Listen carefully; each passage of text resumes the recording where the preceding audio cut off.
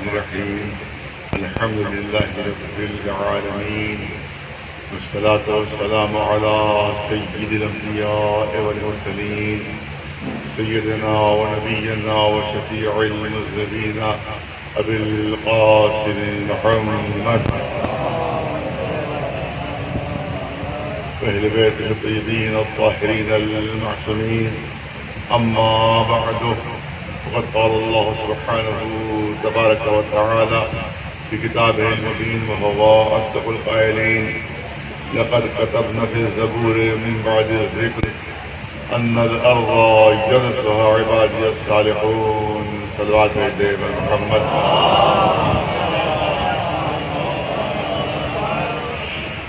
کافی بحاظت سے بار یہاں حاضر ہوئی ہے اور ماہ شعبان مبارک ہے.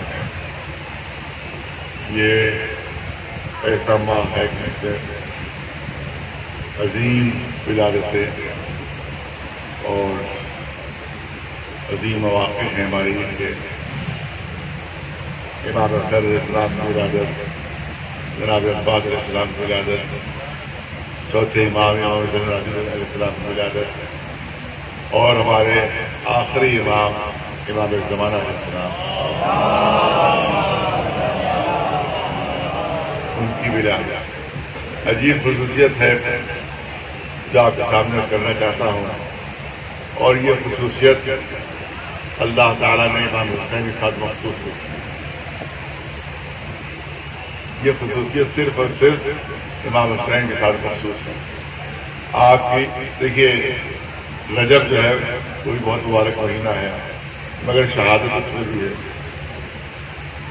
جہاں مولا علی کی ولادت ہے وہاں ساتویں امام کی شہادت بھی ہے. اس کے علاوہ 10ویں امام کی شہادت بھی ہے. تو ولادت کے ساتھ ساتھ شہادت بھی ہے. تو کوئی ایسی شہادت نہیں ہے کسی بھی امام کی، کوئی ایسی ولادت نہیں ہے جس مہینے میں کوئی نہ کوئی شہادت نہ ہو.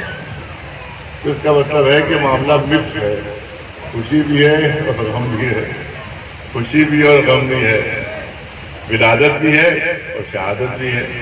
لیکن صرف اصل امام حسین کی یہ خصوصیت رکھی ہے کہ جس مہینے میں ان کی ولادت ہے اس مہینے میں کوئی شہادت نہیں، اور جس مہینے میں ان کی شہادت ہے اس مہینے میں کسی کی ولادت نہیں. یعنی خوشی بھی بالکل خالص ہے اور غم بھی بالکل خالص ہے. درمیان میں کوئی نہ اس میں غم شامل ہے نہ اس میں خوشی شامل ہے. یہ صرف خصوصیت ہے ہمارے امام حسین علیہ السلام کی. صلوات بیٹے پر محبت. لہذا بڑا مشکل مرحلہ ہے کہ کون سا موضوع انتخاب کیا جائے اور کس کا تذکرہ کیا جائے. لیکن میں نے چاہا کہ آج کے زمانے کے لحاظ سے زمانے کے امام کا تذکرہ کیا جائے. صلوات بیٹے ہوئے محمد. اور یاد رکھیے کہ سب سے زیادہ اعتراض یہیں پر ہوتا ہے. سب سے زیادہ اعتراض یہیں پر ہوتا ہے. بھئی مولا علی کے لیے بہرحال جس طرح سے ہمارا عقیدہ ہے صحیح، لیکن کچھ نہ کچھ تو عقیدہ ہے چوتھے خلیفہ کے طور پر صحیح، لیکن مانتے تو ہے. اور مولا بھی مانتے ہیں، چاہے معنوں میں فرق پڑے. مولا کی یہ مانی نہیں، وہ مانی، وہ مانی نہیں، وہ مانی، مگر مولا ماننے پر مجبور ہے. مولا ماننے پر مجبور ہے کیونکہ رسول اللہ ارشاد فرما چکے ہیں کہ جس طرح سے میں مولا ہوں اسی طرح سے یہ مولا ہے. لیکن میں تو یہاں ایک جملہ کرنا چاہتا ہوں کہ مولا ماننے پر آپ مجبور ہیں تو ویسے ہی مولا مانیے جیسے رسول کو مولا مانتے ہیں آپ. ایک صلوات پڑھنے کیونکہ رسول اللہ یہ تھوڑی کہے گا علی مولا. ارے یہ جملہ تھوڑی کہ علی مولا ہے، بلکہ جس کا میں مولا ہوں اس کے علی مولا ہے. تو بس جس معنوں میں رسول مولا ہے انہی معنوں میں علی بھی مولا ہے. صلوات بھیجو. لیکن سب سے زیادہ جو اعتراض کیا جاتا ہے ہمارے عقیدے پر وہ ہماری اسی 12ویں امام کے سلسلے میں عقیدہ ہے. اور اس پہ بھی عجیب چیز ہے کہ ان کے قائل سب ہیں یہ شاید ہمارے بچوں کو جاننا ضروری ہے کہ اسلام کا ہر فرقہ ان کا قائل ہے. یہاں تک کہ جو سخت ترین وہابی ہیں سعودی عرب کے وہ بھی قائل ہیں, سخت ترین وہابی وہ بھی ان کے قائل ہیں. مگر فرق یہ ہے, عقیدے کا فرق یہ ہے کہ وہ یہ کہتے کہ پیدا ہوں گے اور ہم یہ کہتے ہیں موجود ہیں. ایک سلوات بھیجے والا نواز. اب مشکل یہ ہوتی ہے کہ یہاں پر مجمع آہستہ آہستہ آتا ہے, لہذا سمجھ میں نہیں آتا ہے کہ آپ سے موضوع شروع بھی کیا جائے نہ کیا جائے. ایک سلوات بھیجے والا محمد.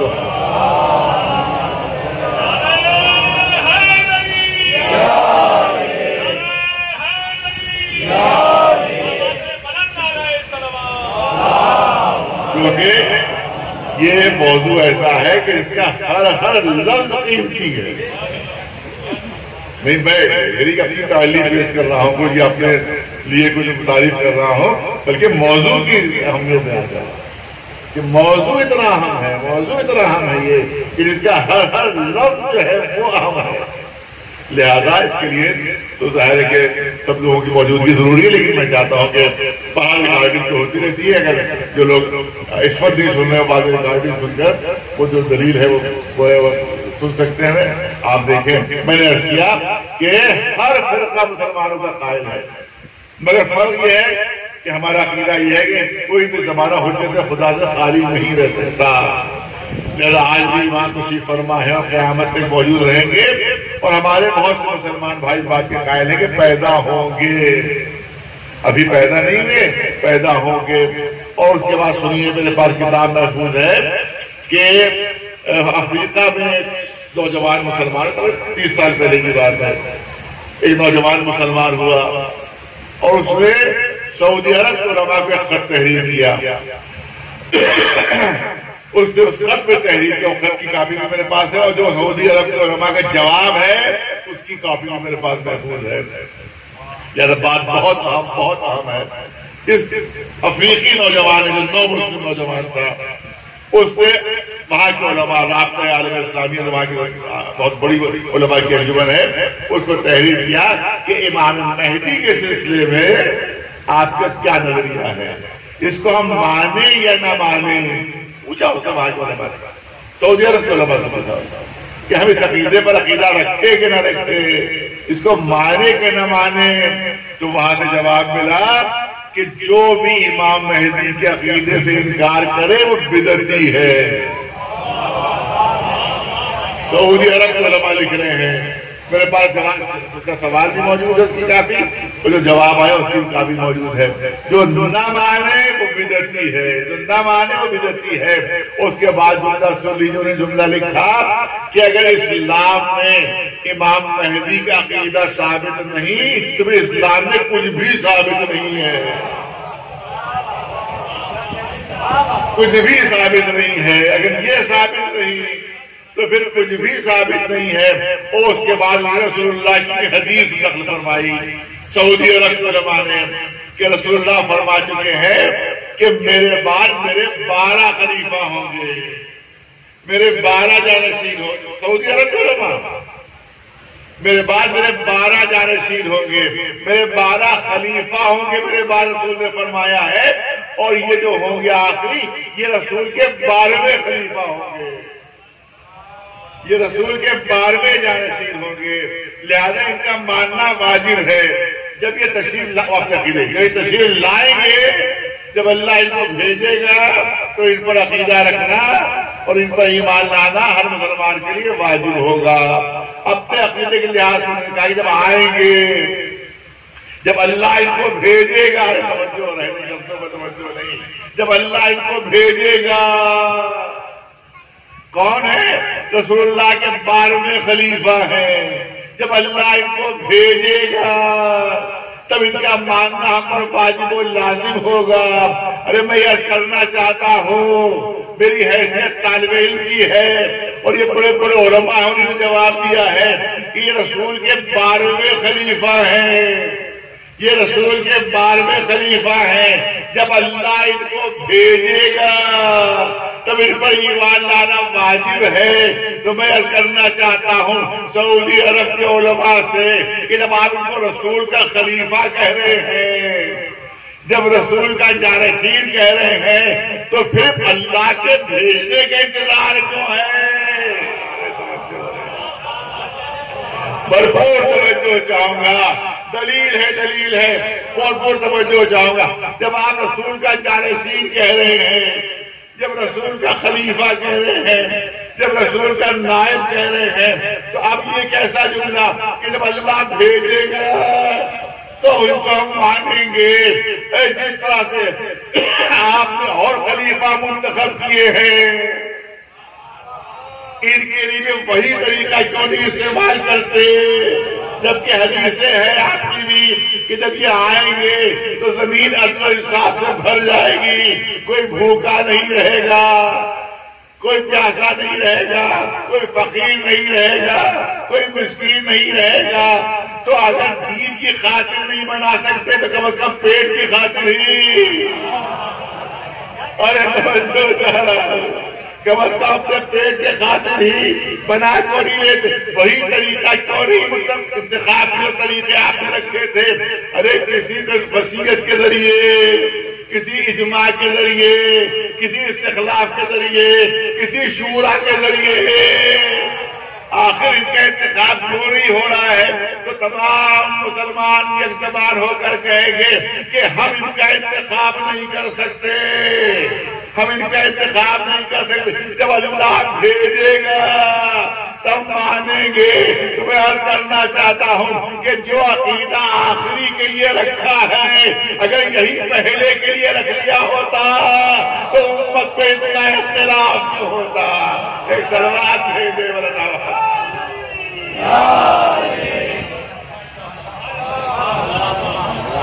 بالکل سامنے کی واضح دلیل ہے.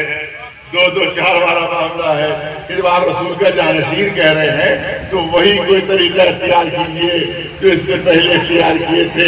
اب انتظار کیوں ہو رہا ہے؟ اس کا مطلب ہے کہ اللہ رسول کا نائب اللہ بناتا ہے، اللہ کے علاوہ کسی کو نہیں. ایک سلوات محمد لقد كتبنا في الزبور من بعد الذكر ان الارض يرثها عبادي الصالحون. ہم نے زبور میں بھی تحریر کر دیا ہے، ہم نے ذکر میں بھی لکھ دیا ہے کہ اس پوری زمین کے وارث میرے نیک اور صالح بندے ہوں گے. نیک اور صالح بندے ہوں گے، پوری زمین کے وارث. الارض ہے جو عربی داخل جاتے ہیں، یہ الف لام جو ہے وہ استغراق کا ہے. جیسے مثال پیش کر دوں تاکہ چھوٹے چھوٹے بچے بھی سمجھ جائیں. ایک ہے ہم کی معنی تعریف، ہم کی معنی تعریف، اور اس کے بعد الف لام لگا دیا ہوا الحم، تو الحم کی معنی ساری تعریف ہے. توجہ ہے، الحم کی معنی ساری تعریف ہے. تو اگر ارض ہوتا تو زمین کا کوئی بھی ٹکڑا شمار ہو سکتا تھا کہ کسی زمین کے ایک چھوٹے سے حصے پر حکومت قائم ہو جائے گی. لیکن الف لام لگا ہوا الارض، اس کا مطلب ہے کہ وہ نمائندہ جو آئے گا پوری زمین پر اس کی حکومت ہوگی، پوری زمین پر اس کا اقتدار ہوگا. یہ اللہ نے اعلان فرمایا ہے.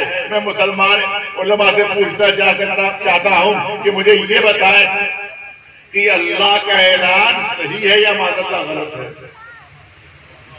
آپ کا کیا عقیدہ ہے مسلمانوں سے؟ مسلمانوں کا کہ ارے اللہ کی کتاب ہے، غلط ہو ہی نہیں سکتا. اللہ کا اعلان غلط ہو ہی نہیں سکتا. تو جب اللہ کا اعلان غلط نہیں ہو سکتا تو مجھے یہ بتائیے یہ اعلان پورا کیوں ہوا؟ ارے میں بہت توجہ چاہوں گا، لیکن بات دلیلوں سے ہوگی، لفاظی نہیں ہوگی، صرف اور صرف دلیلوں سے بات ہوگی. پھر یہ بتائیں جب اللہ کا اعلان غلط نہیں ہو سکتا تو یہ بتائیے کہ یہ اعلان پورا ہوا یا نہیں ہوا؟ پورا ہوا یا نہیں ہوا؟ پوری زمین کے اوپر کوئی زمانہ ایسا آیا جب نیک اور صالح بندوں کی حکومت قائم ہوئی ہو؟ ظاہری لحاظ سے بات کر رہا ہوں، ظاہری لحاظ سے مولا علی کی حکومت 4.5 سال ظاہری حکومت ہوئی تھی، مگر صرف عرب کے خطے پر، یمن کے اوپر اور یا سندھ کے قریب جو علاقے ہیں وہاں پر ہوئی تھی، پوری زمین پر نہیں تھی۔ پر کہ ظاہری لحاظ ہے، یہ تو پوری کائنات پر حکومت ہے، ہمارے عقیدے کے لحاظ سے پوری کائنات پر حکومت ہے۔ ظاہری لحاظ سے گفتگو ہو رہی ہے کہ ظاہری لحاظ سے زمین کے ایک چھوٹے سے ٹکڑے پر مولا علی کی حکومت تھی، ظاہری حکومت۔ اس کا مطلب پیشین کوئی پوری نہیں ہوئی۔ تو کوئی زمانہ ایسا نہیں آیا کہ جب پوری زمین کے اوپر نیک اور صالح بندوں کی حکومت ہوئی ہو اور آپ کہتے ہیں کہ اللہ کا اعلان غلط نہیں ہو سکتا۔ تو جب اللہ کا اعلان غلط نہیں ہو سکتا اور ابھی تک یہ اعلان پورا نہیں ہوا ہے تو اس کا مطلب ہے کہ آئندہ کوئی زمانہ آنے والا ہے جب پوری دنیا کے اوپر انصاف والی حکومت ہوگی، وہ وہی زمانہ ہوگا کہ ہمارا آخری امام تشریف لائے گا۔ ایک سلوات میں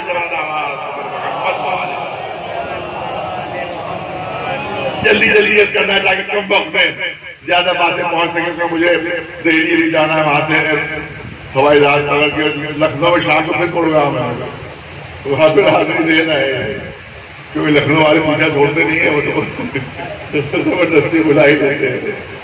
تو اب یہاں کی بات کرنا چاہتا ہوں کہ 2 نظریے ہیں، پڑھا لکھا مجموعہ، سمجھدار مجموعہ، 2 نظریے ہیں۔ ایک نظریہ تو یہ ہے کہ یہ دنیا اسی طرح سے ظلم و ستم کا شکار ہوتی رہے گی، یوں ہی اس کے بعد فرعون جو ہے اس کو لوٹتے رہیں گے، یوں ہی حامان اس کو تباہ برباد کرتے رہیں گے، یوں ہی شدادان وقت اسی طرح سے غریبوں کو لوٹ کر اپنی جنتیں بناتے رہیں گے، اسی طرح سے یزید، اسی طرح سے وقت کے یزید جو ہے، وقت کے یزید جو ہے اسی طرح سے اس زمین کو اسی طرح سے رونتے رہیں گے، اور آخر میں یہ زمین ختم ہو جائے گی، آخر میں یہ آبادی ختم ہو جائے گی۔ نہیں، یہ عقیدہ صحیح نہیں، یہ عقیدہ صحیح نہیں ہے۔ میں چھوٹی چھوٹی مثالیں دیتا ہوں تاکہ بات بچے بھی سمجھیں۔ کہا جاتا ہے کہ دنیا یوں ہی ختم ہو جائے گی ایک دن، ظلم و ستم کا شکار ہوتے ہوتے یوں دنیا ختم ہو جائے گی، تباہ و برباد ہو جائے گی۔ نہیں، غلط ہے یہ۔ کیوں غلط ہے؟ اس کی پوری توجہ رہے۔ اگر کوئی نقاش کوئی بہت خوبصورت نقش بناتا ہے تو اس کی کوشش یہ ہوتی ہے وہ نقش خراب نہ ہونے پائے۔ کوئی نقاش ہے، کوئی حسین نقش بناتا ہے تو اس کی پوری کوشش ہوتی ہے وہ نقش محفوظ رہے۔ کوئی مصور کوئی بہت خوبصورت تصویر بناتا ہے تو اس کی کوشش یہ ہوتی ہے اس کے رنگ خراب نہ ہونے پائے، وہ تصویر جو ہے محفوظ رہے۔ یہاں تک کہ اگر کوئی خوبصورت سا کھلونا بھی بنا دیتا ہے تو اس کی کوشش ہوتی ہے وہ کھلونا ٹوٹنے نہ پائے۔ لہذا مجھے یہ بتاؤ کہ اللہ نے جو حسین دنیا بنائی ہے کیا فرعونوں کے لیے بنائی ہے، کیا شدادوں کے لیے بنائی ہے، کیا نمرودوں کے لیے بنائی ہے، کیا یزیدیوں کے لیے بنائی ہے؟ نہیں، پھر مثال روایت کے ذریعے سے آپ دیکھیں جناب نوح نے بددعا کی، پالنے والے بڑے کافر ہیں، بڑے بدماش ہیں، پالنے والے کو تباہ و برباد کر دے، سب کو تباہ کر دے۔ اب علماء سے پوچھ لیجیے گا روایت صحیح ہے کہ نہیں ہے؟ جناب نوح نے بددعا کی کہ ساری آبادیوں کو ختم کر دے، سارے اپنے بندوں کو مٹا دے، سب بڑے کافر ظالم اور بدماش ہیں۔ جواب ملا اے نوح برتن بناؤ۔ سوال کچھ اور جواب کچھ۔ نوح کہہ رہے پالنے والے عذاب نازل کر سب کو برباد کر دے، اللہ کی طرف سے حکم ہوا برتن بنائے۔ جناب نوح نے بڑے خوبصورت برتن بنائے، بڑی محنت سے بہت خوبصورت برتن بنائے۔ جب برتن تیار ہو گئے تب حکم ہوا کہ ان برتنوں کو توڑ دو۔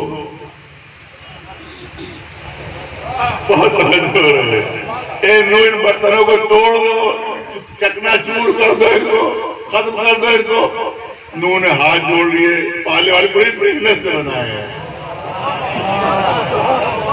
توجہ ہو رہے پالنے والے بڑی محنت سے بنائے ہیں، بڑی دقت سے بنائے ہیں، بڑی بے دریدی سے بنائے ہیں۔ کہ آپ دیکھو اے نوح تم نے چند برتن بنائے اور توڑتے ہوئے تکلیف ہو رہی ہے تمہیں، اور مجھ سے کہہ رہا میں پوری دنیا تباہ کر دوں۔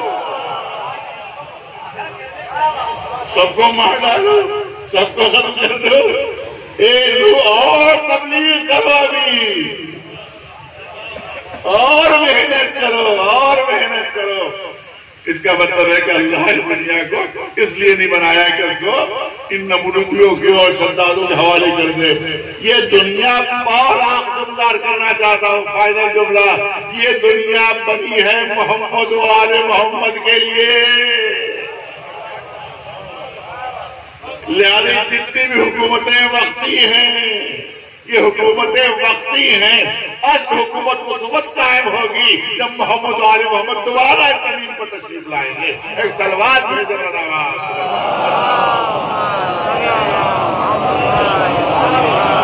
اچھا اب حدیث کے ذکر بیان کر دوں آپ کے سامنے، جلدی جلدی پیش کر رہا ہوں تاکہ میرا زیادہ مطالب پہنچے۔ سب مانتے ہیں صحیح بخاری شریف میں حدیث ہے یہ، صحیح مسلم شریف میں حدیث ہے یہ، مشکات شریف میں حدیث ہے یہ، ہر مسلمان کی کتاب حدیث یہ ہے کہ اللہ نے رسول اللہ نے ارشاد فرمایا کہ میرے 12 جانشین ہوں گے، میرے 12 خلیفہ ہوں گے، میرے 12 نائب ہوں گے، چیلنج کے ساتھ ریکارڈ ہو رہا ہے، نشر ہوگی، چیلنج کے ساتھ کہہ رہا ہوں کہ عالم اسلام کے بڑے سے بڑے عالم سے پوچھئے حدیث صحیح ہے یا نہیں ہے، حدیث صحیح ہے یا نہیں ہے۔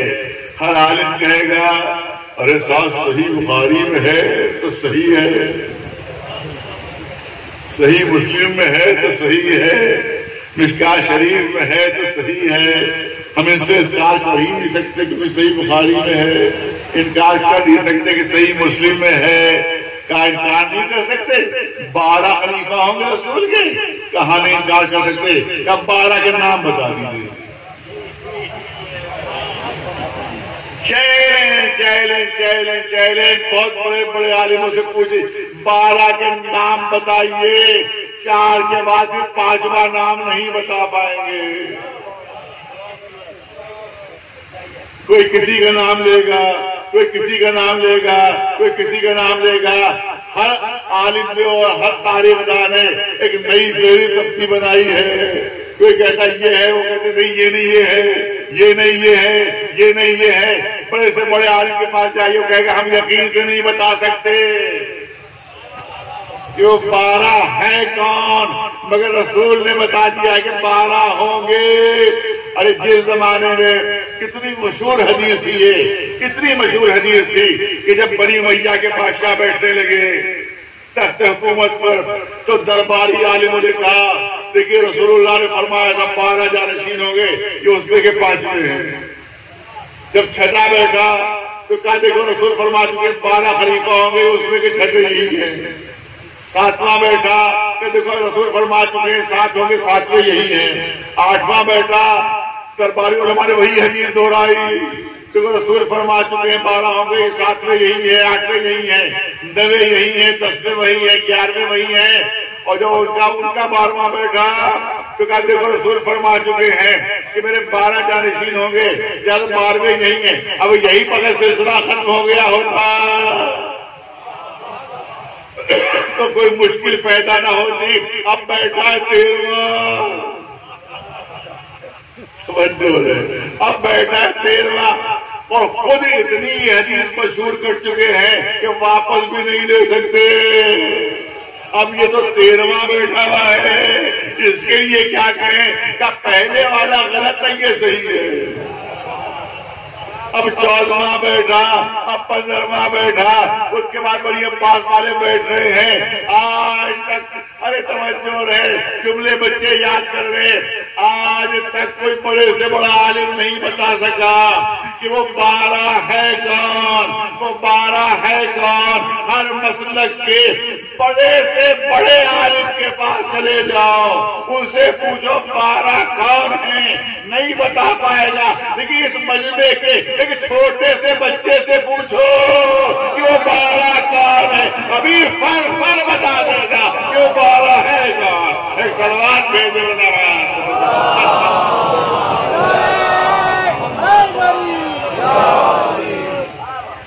ایک سلوات بلند آواز تو اس کا مطلب یہ ہے کہ وہ عقیدہ آج تک تمام مسلمان مشترک ہے کہ امام تشریف لائیں گے، بس فرق کہاں سے پیدا ہو رہا ہے کہ وہ یہ عقیدہ رکھتے ہیں کہ پیدا ہوں گے، اور ہمارا عقیدہ یہ ہے کہ تشریف فرما ہے۔ اب اسی پہ اعتراض ہوتا ہے۔ جب میں چاہتا ہوں چند جملے اسی سلسلے میں عرض کر دیے جائیں کہ آخر یہ طول عمر کیسی یا آخر غیبت کیسی، تو آپ یاد رکھیں کہ طول عمر کے لیے قرآن میں ثبوت موجود ہے، بلکہ میں تو کہتا ہوں کہ قرآن مجید میں امام کی طول عمر کے ثبوت میں پورا ایک سورہ نازل ہوا ہے۔ دیکھیے بہت اہم موضوع ہے، آج کے لحاظ سے بہت اہم موضوع ہے۔ میں چاہتا ہوں کہ ہم بچوں اور جوانوں کو یہ بات پہنچے کہ سب سے زیادہ اعتراض ہمارے اسی عقیدے پر ہوتا ہے۔ میں چاہتا ہوں اس کے مدلل باتیں آپ کے سامنے پیش کری جائے دلیل کے ساتھ۔ قرآن سے میں چاہتا ہوں قرآن کا حوالہ دیا جائے۔ قرآن مجید میں ہمارے امام کی طول عمر کی ثبوت میں پورا ایک سورہ نازل ہوا۔ وہ سورہ کون سا سورہ ہے؟ وہ سورہ کہف ہے۔ پڑھ لیجیے سورہ۔ چند اللہ کے ماننے والے مومن، توجہ ہے، چل اللہ کے ماننے والے مومن صاحبان ایمان، چند مومن بندے جب اللہ پر ایمان لے آئے تو پھر وہاں کا اس زمانے کا جو بادشاہ تھا دقیانوس نام کا، جیسا روایت میں ہے، ان کا دشمن ہو گیا، ان کے قتل کا حکم دے دیا۔ یہ بیچارے جان بچا کر وہاں سے چلے۔ جب چلے تو ایک غار کے اندر جا کر آرام کرنے لگے، تھک گئے تھے وہ۔ اللہ نے ان پر نیند طاری کر دی، اور تقریباً 300 سال بعد ان کی آنکھ کھلتی ہے۔ اب وہ یہ سمجھے کہ شاید تھوڑی دیر کے لیے کو نیند آ گئی تھی، چند گھنٹوں کے لیے ہم سو گئے تھے۔ بھوک کا احساس ہوا، اپنے ایک ساتھی کو دیا، کچھ پیسے دیے، کہا کہ جائیے لے جائیے، دیکھیے آس پاس اگر کوئی آبادی ہو تو چند روٹیاں لے کر آ جائیے گا۔ مشہور قرآن مجید میں بھی ہے اور روایتوں میں بھی ہے، آپ سنتے رہتے ہیں۔ اب وہ اس کا ساتھی جو تھا دیکھا کہ آبادی ہے، وہاں پہ ایک نانوائی ہے جو روٹیاں پکا رہا ہے، یہ پہنچے گا، اتنی روٹیاں مجھے دے دو۔ اس نے روٹیاں دی، انہی نے وہ سکے نکال کر دیے۔ جیسے وہ سکے اس نے اپنے ہاتھ میں لیے اور دیکھا اس کو، فوراً اس کا ہاتھ پکڑا انہیں، نانوائی نے ہاتھ پکڑا کے لگتا ہے تمہیں کوئی پرانا خزانہ مل گیا ہے، لگتا ہے تمہیں کوئی پرانا خزانہ مل گیا۔ ارے کیا بات کر، پرانا خزانہ کیسا؟ یہ سکے ہیں جو میں تم کو دے رہا ہوں، اس کے بدلے میں نے روٹیاں لی ہیں۔ کہا یہ سکے تو آج سے 300 سال پہلے چلا کرتے تھے۔ کہا شاہ بہت سا زمانہ ہے، کس بادشاہ کا؟ فلاں بادشاہ کا۔ وہ بادشاہ تو بڑے میں 300 سال ہو گئے۔ اب ایک مجمع جمع ہو گیا چاروں طرف، تماشا بن گئے لوگ۔ یہ پھر پہنچے غار میں، اور غار میں جا کر پھر اللہ سے دعا مانگی کہ پالنے والے اسی طرح سے پھر ہم پر نیند طاری کر دے۔ ارے توجہ ہے، اسی طرح سے آج بھی زندہ ہے، آج بھی زندہ ہے، اور اس کو فرشتے کروٹیں بدلواتے رہتے ہیں، ملائکہ ان کو کروٹیں بدلتے رہتے ہیں۔ آپ یاد رکھیے کہ بند ہے غار، کسی کو نہیں معلوم غار کہاں پر، غار بند ہے، نہ غذا ہے، نہ پانی ہے، نہ ہوا ہے۔ ارے بھائی بہت توجہ چاہوں گا، قرآن سے دلیل پیش کر رہا ہوں، قرآن مجید سے دلیل۔ غار کے اندر بند ہے، غذا نہیں ہے۔ آج اگر کوئی خدا نخواستہ بے ہوش ہو جائے تو پھر نلکی کے ذریعے سے اس کو غذا پہنچائی جاتی ہے، نلکی کے ذریعے سے پانی پہنچایا جاتا ہے۔ اگر 3-4 دن تک غذا نہ پہنچے تو مر جائے بیچارہ، یہ بے ہوشی کی حالت ہے، بھوک سے مر جائے گا، پیاس سے مر جائے گا۔ لہٰذا نلکی کے ذریعے سے اسے غذا پہنچائی جاتی ہے، اور اگر ہوا نہ ہو تو آکسیجن پہنچائی جاتی ہے۔ تو مجھے یہ بتاؤ کہ چاروں طرف سے وہ غار بند ہے، ہزاروں سال ہو چکے ہیں، نہ ان کے پاس غذا ہے، نہ ان تک غذا پہنچ رہی ہے، نہ پانی پہنچ رہا ہے، نہ آکسیجن پہنچ رہی ہے۔ مجھے یہ بتاؤ ایک غار کے اندر چند مومنین بغیر غذا کے، بغیر پانی کے، بغیر ہوا کے ہزاروں سال زندہ رہ سکتے ہیں، تو اس کھلی ہوئی دنیا میں اگر ہمارا امام زندہ ہے تو تعجب کیا ہوگا؟ ایک سلوات آواز محمد والے.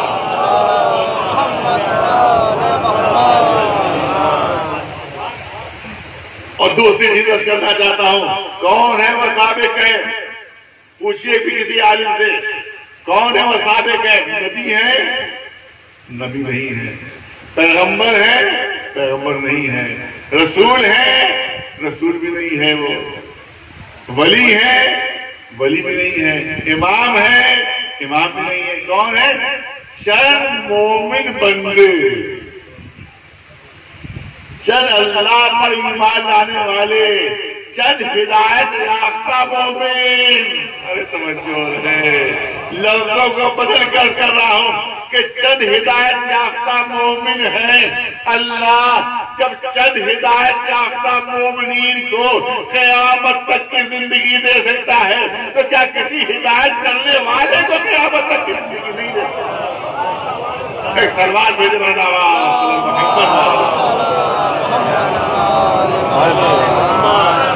ایک سلوات بنا محمد.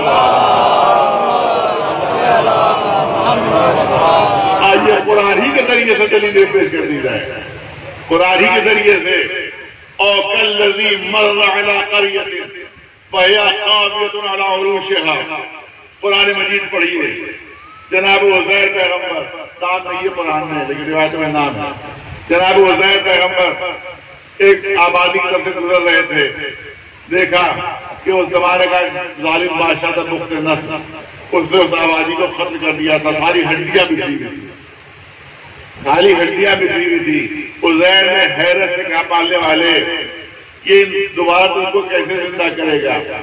کیسے ان ہڈیوں کے اوپر دوبارہ کھال آئے گی؟ کیسے دوبارہ گوشت آئے گا؟ کیسے اس پر روح داخل ہوگی؟ یہ ایک ذہن میں ان کے خیال آیا. تو اب قرآن مجید کہہ رہا ہے کہ ہم نے ان پر موت طاری کر دی، موت طاری کر دی، اور اس کے بعد ہم نے ان کو دوبارہ زندہ کیا. اب قرآن میں سوال و جواب ہے، جناب عزیر پیغمبر سے سوال و جواب ہے. اللہ نے پوچھا کب لبثتا، یہ عزیر تمہارا کیا خیال ہے، تم کتنے عرصے سے اس میدان میں پڑے ہوئے ہو؟ جناب عزیر نے جواب دیا لبثت یومن او بعض یومن. کیا دن بھر ہو سکتا ہے یا ایک دن سے بھی کچھ کم عرصہ گزرا ہے؟ اللہ نے اعلان فرمایا بل لبثت مئۃ عام، تم 100 سال سے اسی میدان میں، تم 100 سال سے اسی میدان میں اسی طرح سے پڑے ہوئے تھے. سلوات بھیجے محمد والا.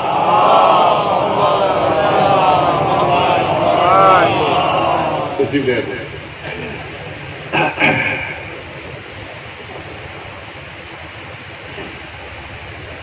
کم لبثت، جناب عزیر پیغمبر سے اللہ سوال فرما رہا ہے کہ کیا خیال ہے تمہارا عزیر، تم کتنے عرصے سے یہاں پڑے ہوئے؟ کہا لبثت یومن او بعض یومن، ایک دن یا اس سے بھی کچھ کم. وہ سمجھے کہ تھوڑی دیر میں سو گیا تھا، تھوڑی دیر کے لیے نیند آ گئی تھی.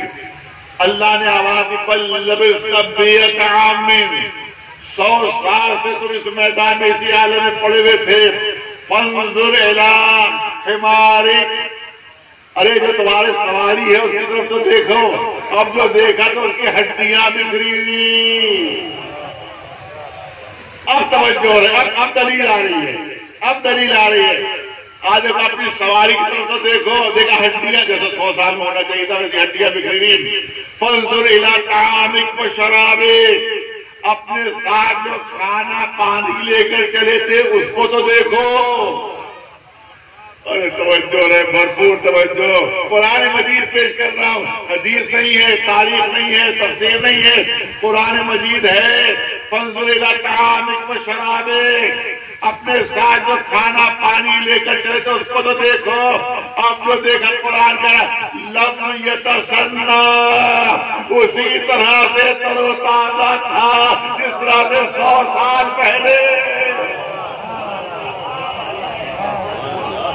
اعتراض ہوتا، بہت بڑا اعتراض ہوتا ہے کہ انسان کی نیچرل عمر جو ہے وہ 100 سال سے زیادہ نہیں ہوتی.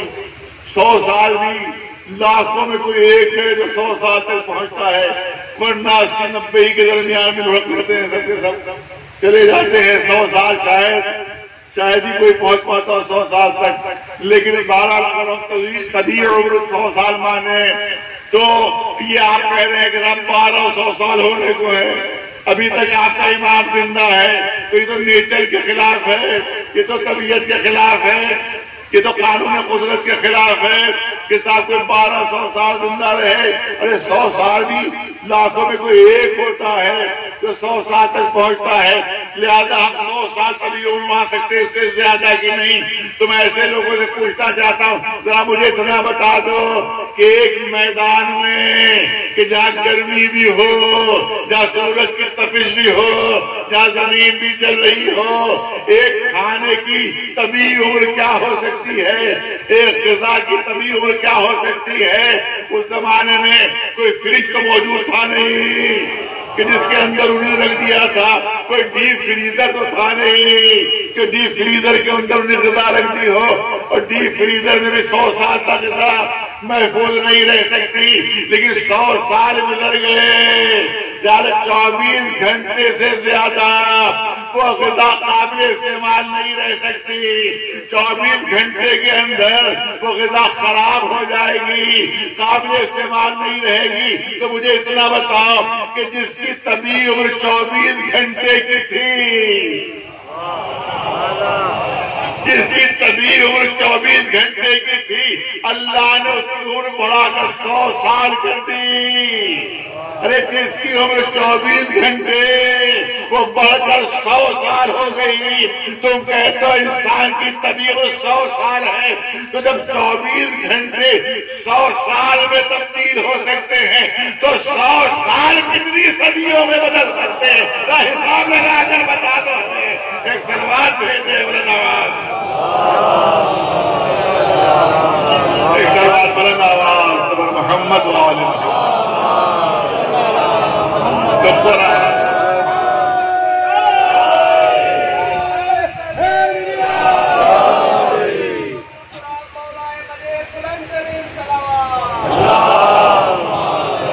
قرآن نے خود دلیل پیش کر دی کہ 24 گھنٹے جس کی عمر ہو وہ 100 سال میں بدل سکتی ہے۔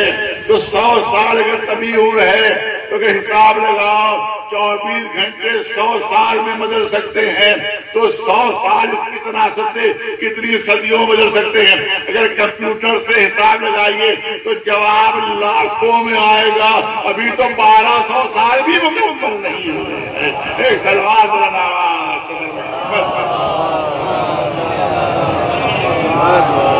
بہت سی دلیلیں اور بے شمار دلیلیں ہیں جو پیش کی جا سکتی ہیں، لیکن دامن وقت میں اجازت نہیں ہے کہ میں زیادہ عرض کر سکوں۔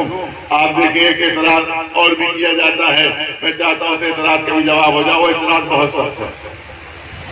وہ اعتراض یہ ہے کہ صاحب یہ اللہ کو چھپانے کی کیا ضرورت تھی؟ اللہ کو چھپانے کی کیا ضرورت تھی؟ کیا اللہ میں معاذ اللہ کی قدرت اور طاقت قوت نہیں ہے کہ امام سامنے ہوتے اور کوئی غضب نہ پہنچا پاتا؟ امام سامنے ہوتے اور حفاظت ہوتی رہتی۔ بہت سخت اعتراض، سخت اعتراض ہے۔ اس کا مطلب ہے کہ آپ اللہ کی قدرت کے قائل نہیں۔ شیعہ جو ہیں وہ اللہ کی قدرت کے قائل نہیں ہے، اللہ کی قوت کے قائل نہیں ہے، چھپا کر حفاظت کر رہا ہے، چھپا کر حفاظت کر رہا ہے۔ ارے سامنے رہتے اور کسی کی ضرورت نہ ہوتی چھو سکتا، کسی کی ضرورت نہ ہوتی ہاتھ لگا سکتا۔ اللہ کو کیا ضرورت ہے کہ چھپا کر حفاظت کرے؟ تو اللہ نے غیب میں کیوں رکھا؟ اللہ بہت توجہ رہے، سخت اعتراض میں جواب دینا چاہتا ہوں کہ اللہ نے غیب میں کیوں رکھا؟ اللہ نے غیب میں کیوں رکھا؟ پہلا جواب تو اس کا یہ ہے کہ غیب میں اللہ نے رکھا ہے، سوال آپ ہم سے پوچھ رہے ہیں۔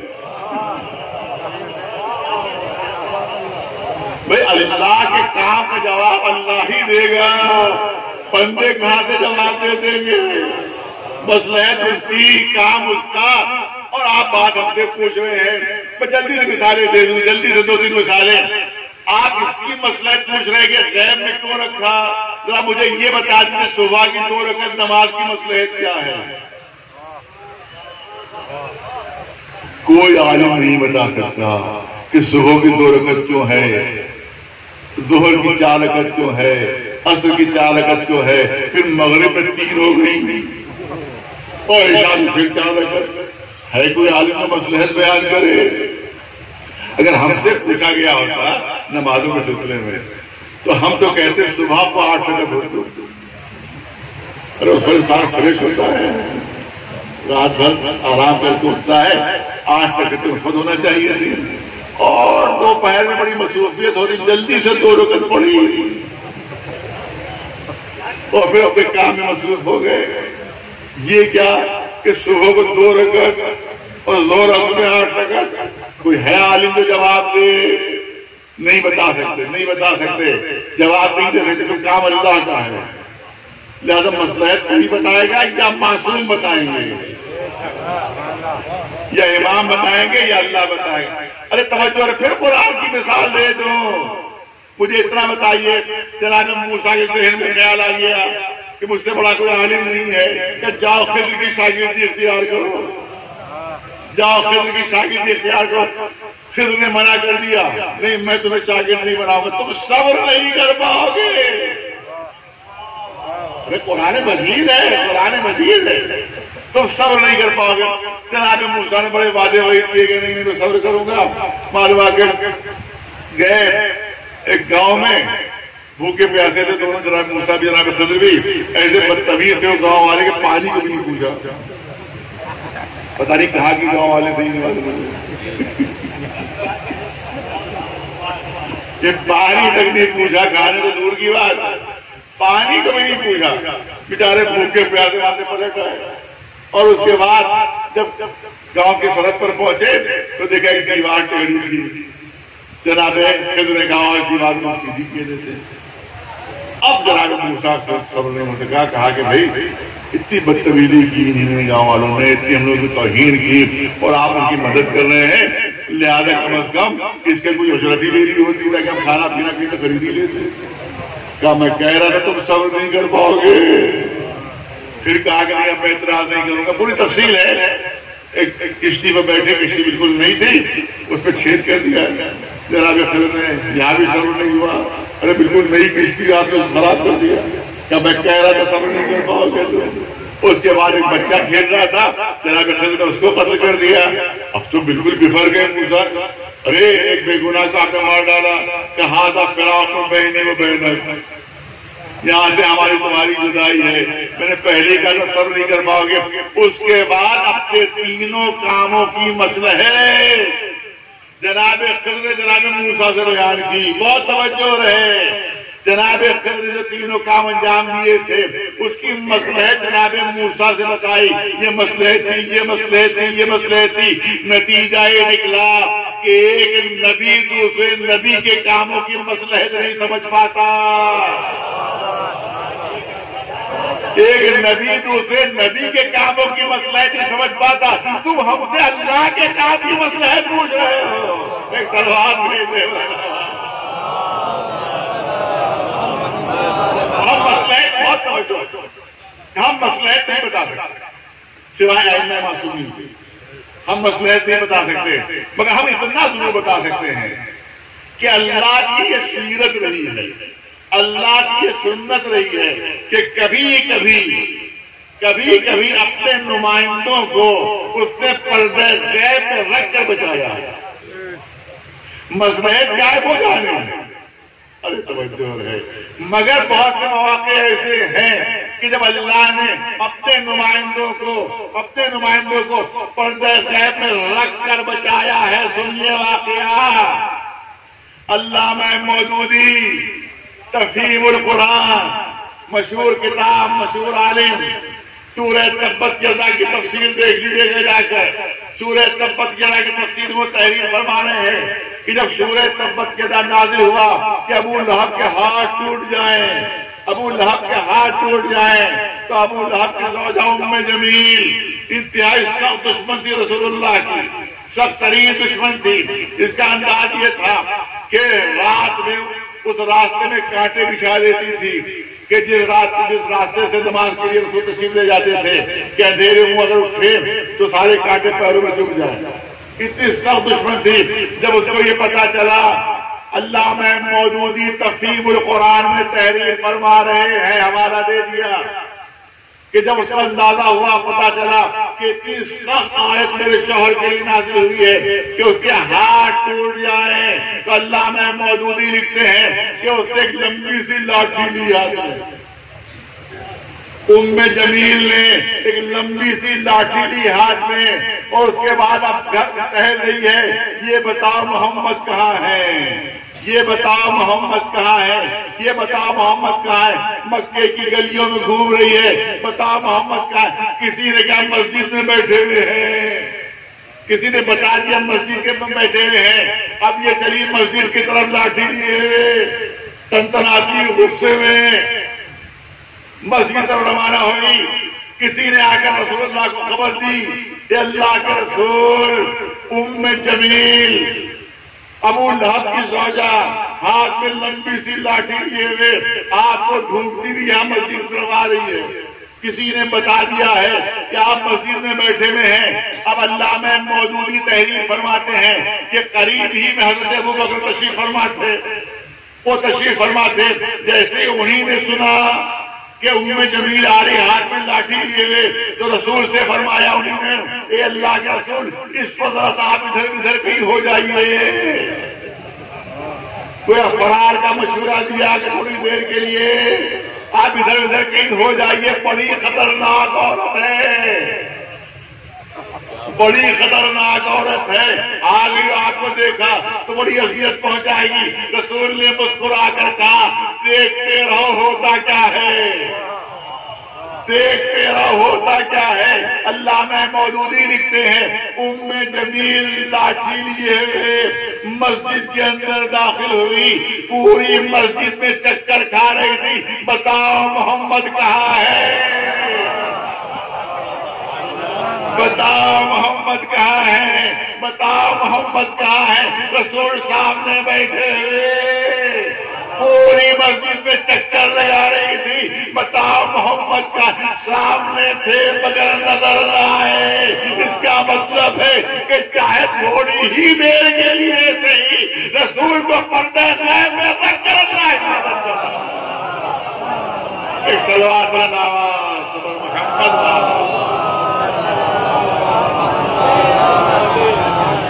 اور یہیں سے غیب کے معنی بھی پتا چل گئے، یہیں سے غیبت کے معنی بھی پتا چل گئے. غیبت کے معنی یہ نہیں ہے کہ اللہ کے کونے میں چھپا دیتا ہے، کسی کوٹری میں بند کر دیتا ہے. غیبت کے معنی یہ ہے کہ رہبر سامنے رہتا ہے، کائنات کی آنکھوں میں پردے پر لایا کرتا ہے. ایک سلام بلند آواز محمد.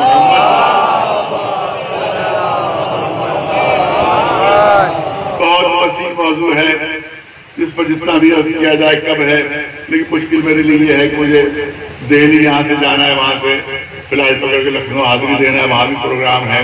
بس ایک چیز عرض کر کے اپنی بات کو مکمل کرنا چاہتا ہوں. اب یہاں پر کوشش یہ ہوئی ہے کہ خاص اعتراض ہے ان کا جواب ہو جائے.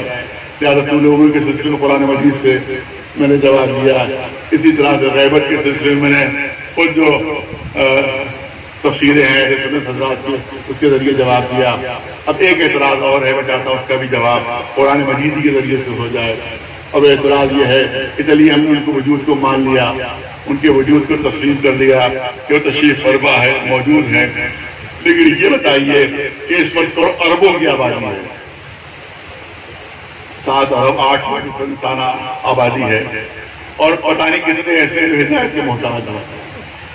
ان 8 ارب لوگوں میں کتنے ہیں جو ہدایت کے محتاج ہیں؟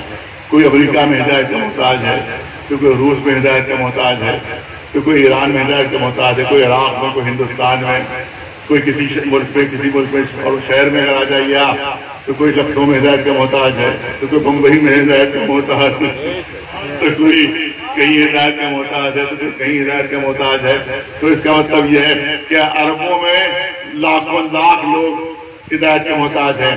اور اگر ایک ہی وقت میں اگر سب نے پکار لیا،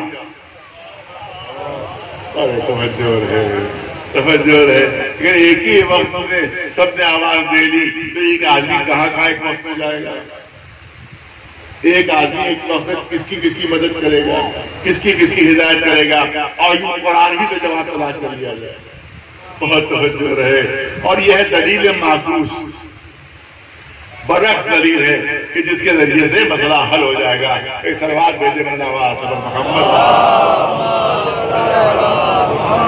قرآن میں اعلان ہوا ہے کہ انہو یراکم ہوا وقبیلہ من حیث لا ترونہ. شیطان کا تذکرہ ہو رہا ہے، میرے برعکس دلیل ہے، معکوس دلیل ہے. بہت توجہ رہے. شیطان انہو یراکم، وہ تمہیں دیکھ رہا ہے، اس کا پورا قبیلہ، مگر تم انہیں نہیں دیکھتے. اِنَّا جَعَلْنَا الشَّيَاطِينَ أَوْلِيَاءَ لِلَّذِينَ لَا يُؤْمِنُونَ. اب فیصلہ کو جملہ ہے اللہ کی طرف سے کہ ہم نے شیطان کو بے ایمانوں کا ولی بنایا ہے. نہیں بس یہیں تک لانا ہی تھا آپ لوگوں کو. ہم نے شیطان کو بے ایمانوں کا ولی بنایا ہے. ہم نے بے ایمانوں کا ولی شیطان کو بنایا ہے. یعنی جو بھی بے ایمانیاں کر رہا ہو وہ علی کو ولی نہیں کہہ سکتا. جو بھی بے ایمانیاں کر رہا ہو وہ علی کو ولی نہیں کہہ سکتا.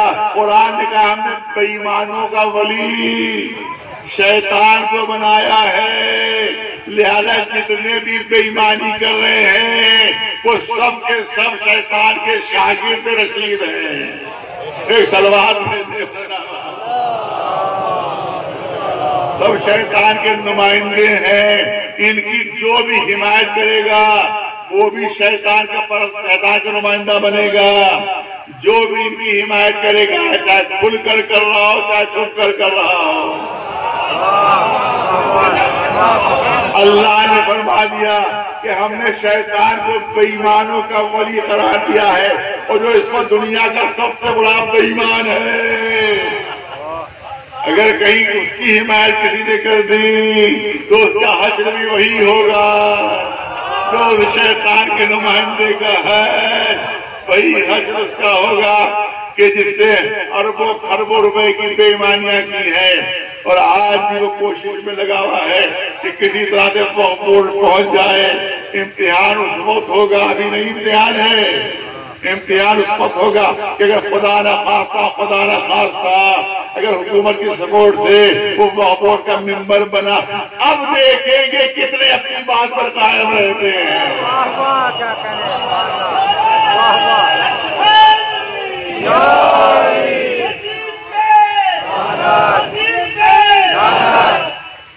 لہذا اس کا بائیکاٹ بھی ضروری، اور اس کے حامیوں کا اب جو ہے ان کا بھی بات میں بھی حمایت کرے، ان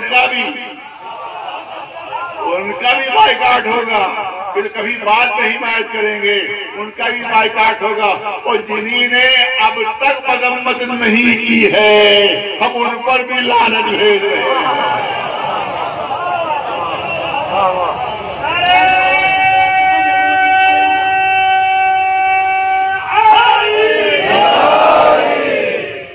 اور گول مذمت نہیں ہونا چاہیے.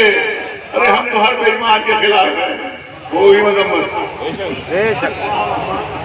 ایسی مذمت نہیں چاہیے. ہمیں نام لے کر تمہیں لعنت کرنا ہوگی، نام لے کر مذمت کرنا ہوگی، تب پتا چلے گا کہ ہاں تم ساتھی نہیں ہو.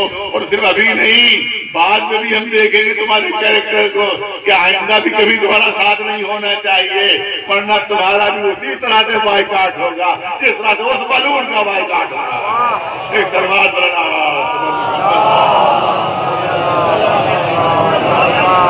تمام علماء نے مل کر فیصلہ کر لیا ہے. یاد رکھیں خلاف ورزی نہیں ہونا چاہیے.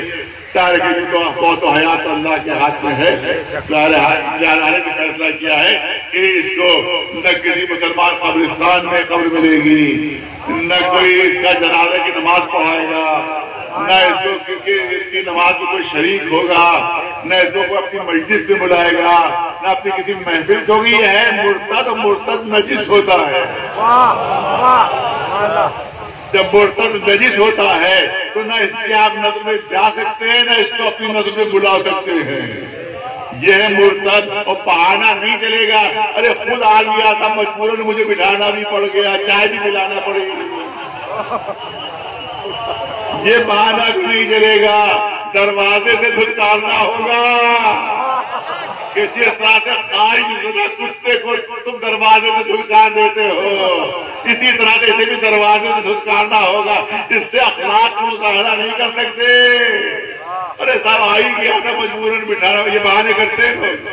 ارے آئی کیا تھا ہم چاہتے نہیں تھی آئے, لیکن خود سے آ گیا تو لہٰذا ہمیں بٹھانا پڑا اس کو. چائے بھی کئی لوگوں نے لگتوں میں کہا تھا خود سے آ گیا, نہیں خود نہیں, اس کو دھتکارنا ہوگا, اس کا بائیکاٹ کرنا ہوگا.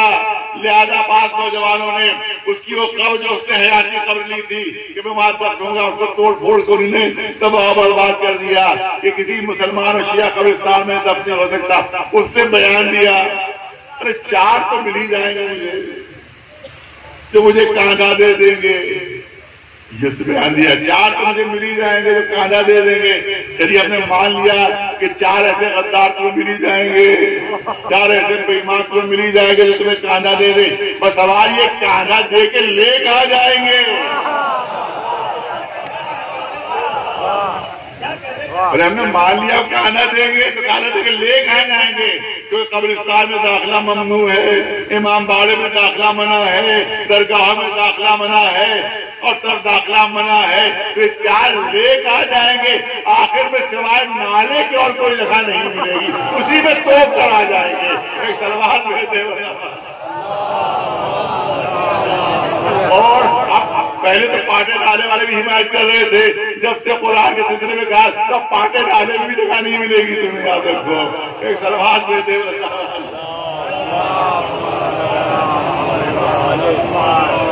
ایک سلوات بڑا نواز اس سے زیادہ میری مشکل ہے کیونکہ مجھے یہاں سے 1:15 بجے تک نکل جانا چاہیے. دہلی میں 4-5 گھنٹے کا راستہ بھی یہاں سے ہے. تو ہمارا تذکرہ امام زمانہ علیہ السلام رہا, اور یہی امام جو ہے وہ ہمارا محافظ ہے, یہی امام جو ہے وہ ہمارا نگراں ہے. اس کی وجہ سے ہمارا وجود واقع, اسی لیے امام نے توقیات علماء کو لکھی ہیں, اس پہ جملے تحریر کی ہیں کہ میرے شیعوں سے میرا یہ پیغام پہنچا دو کہ ہم کبھی ان سے غافل نہیں ہو سکتے, اور اگر ہم ایک لمحے کے لیے اپنے شیعوں سے غافل ہو جائیں تو زمانے کی چکیاں ان کو پیس کر ختم کر دیں, مصیبتوں کے طوفان کو بہا کر لے جائیں گے, ان کا وجود باقی نہیں رہے گا. تو ہمارا وجود خود اس بات کی دلیل ہے کہ ہمارا محافظ موجود ہے, ہمارا امام موجود ہے جو ہماری حفاظت کر رہا ہے. تو انشاءاللہ اس کی حفاظت کی وجہ سے ہماری حفاظت رہے گی انشاءاللہ. اور یہی وہ ایمان ہے کہ جو منتخب خون حسین ہے. روایتیں بتاتی ہیں کہ جس طرح کے ائمہ معصومین دوبارہ تشریف لائیں گے, جس طرح سے سارے پیغمبر اور رسول دوبارہ آئیں گے, اسی طرح سے دشمنان اہل بیت کو بھی دوبارہ زندہ کیا جائے گا. خاص طور پر قاتلوں کو جنہیں کربلا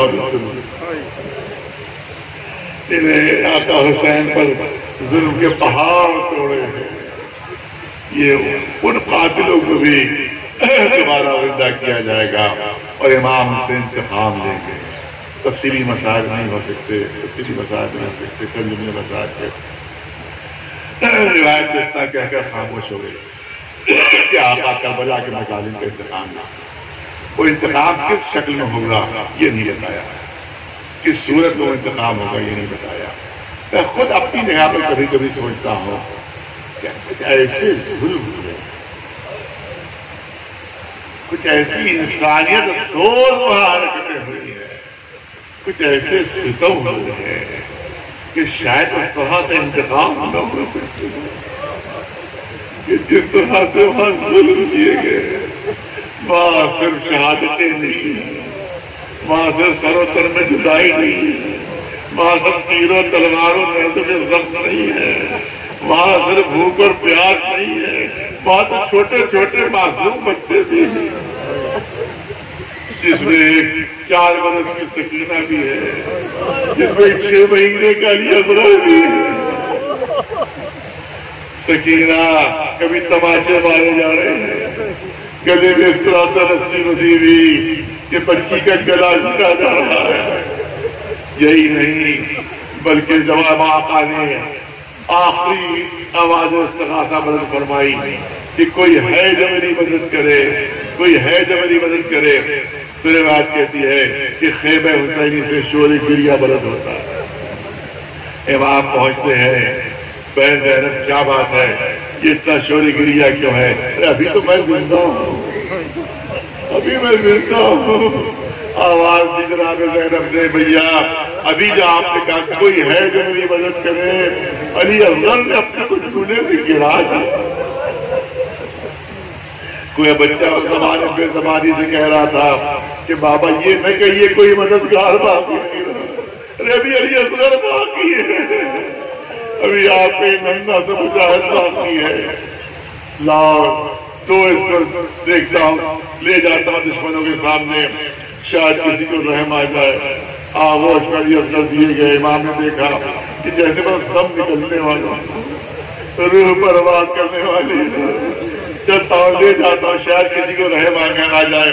حبیب ابن مسلم جو یزید کی فوج میں واقعات لکھنے کے لیے موجود تھا، وہ کہتا ہے پورا منظر دیکھ رہا تھا، میں نے دیکھا کہ ابا کے نیچے کچھ چھپا کر حسین لا رہے، ابا کے دامن میں کچھ چھپا کر لا رہے حسین۔ وہ کہتا میں یہ سمجھا کہ شاید قرآن مجید اور قرآن مجید کا واسطہ دیں گے، لیکن وہ کہتا میں نے دیکھا حسین ایک بلندی پر پہنچے، جیسے ہی ابا جان کا دامن ہٹا میں نے دیکھا ایک کملایا پھول، ایک ننھا سا معصوم بچہ کہ جو پیاس سے بے چین ہے، ایک قوم جفاکار، اگر میں تمہاری نگاہ میں گناہگار ہوں، اس ننھے سے بچے کی کیا خطا ہے، اسے تو پانی پلا دو۔ جواب نہیں آیا۔ تب حبیب کہتا ہے میں نے دیکھا کہ جب فوج کی طرف سے کوئی جواب نہیں آتا ہے تو امام حسین نے بچے کو کربلا کی زمین پر لٹا دیا اور لٹا کر پیچھے ہٹ گئے کہ تم یہ سمجھتے ہو کہ اس کے بہانے ہم پانی پینا چاہتے ہیں تو میں بچے کو لٹا کر دور ہٹا جاتا ہوں، تم خود اپنے ہاتھوں سے پانی پلا دو، تم اپنے ہاتھوں سے بچے کو پانی پلا دو۔ میں نے پڑھ لیا داروں، آپ نے سن لیا، مگر حمید کہتا ہے منظر دیکھ رہا تھا کہ جیسے ہی حسین نے اپنے ننھے سے بچے کو کربلا کی زمین پر لٹایا تو کربلا کی زمین اتنا چل رہی تھی، اتنا چل رہی تھی کہ ننھا سا بچہ مچھلی کی طرح تڑپتے ہوئے، مگر اب بھی کسی کو رحم نہیں آیا۔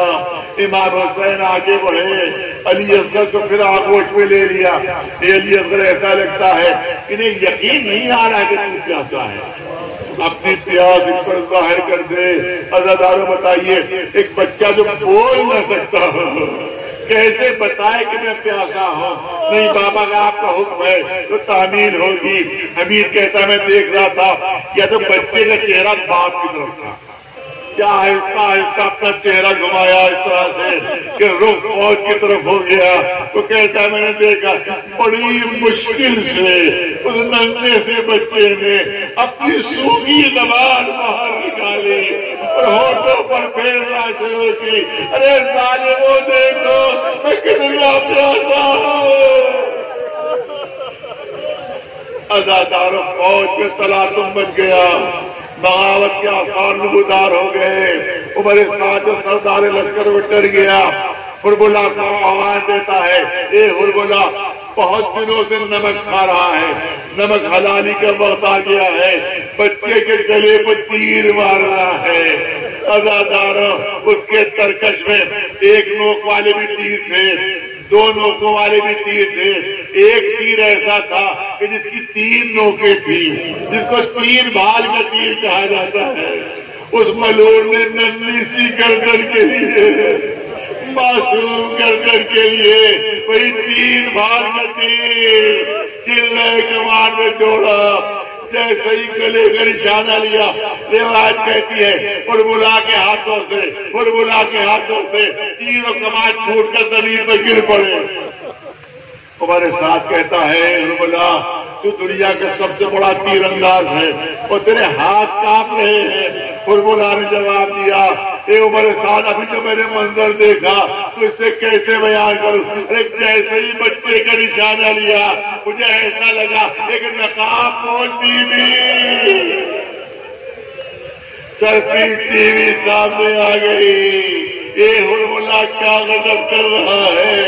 عزاداروں دوبارہ تیر چلے کمار میں جوڑا. یہ تیر وہ تھا جو جنگوں میں استعمال نہیں ہوا کرتا تھا بلکہ جب جنگلوں میں وحشی جانوروں کا شکار ہوتا تھا تب اس تیر کا استعمال ہوتا تھا.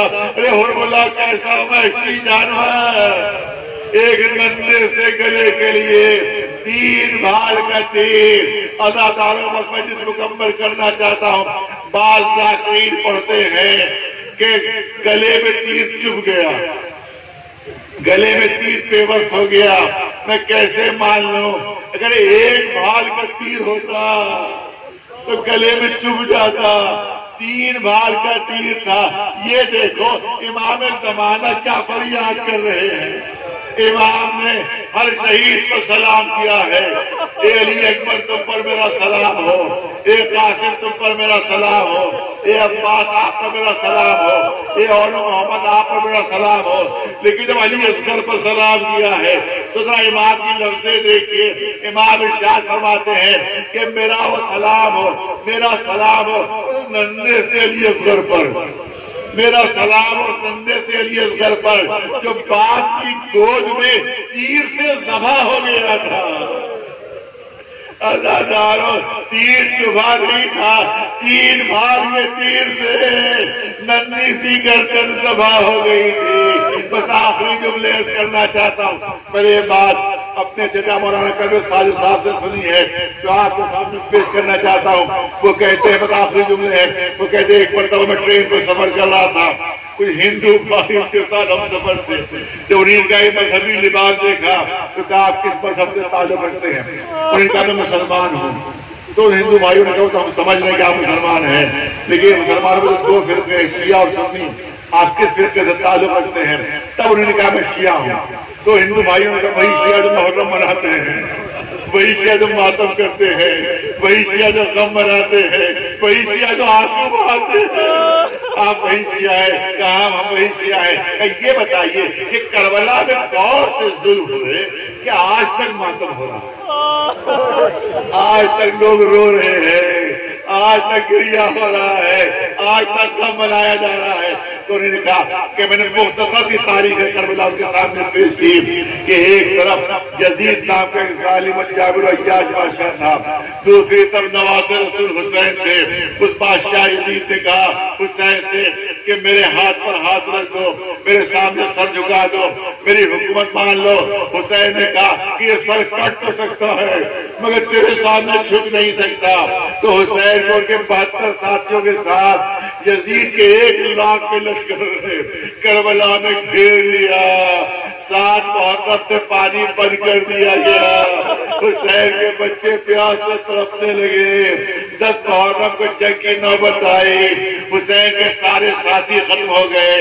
آخر میں عیسیٰ کی باری آئی. حسین کے سامنے ان کا 18 برس کا جوان بیٹا سامنے ٹکڑے ٹکڑے کر دیا گیا. آخر میں حسین ایک 6 مہینے کے بچے کو لے کر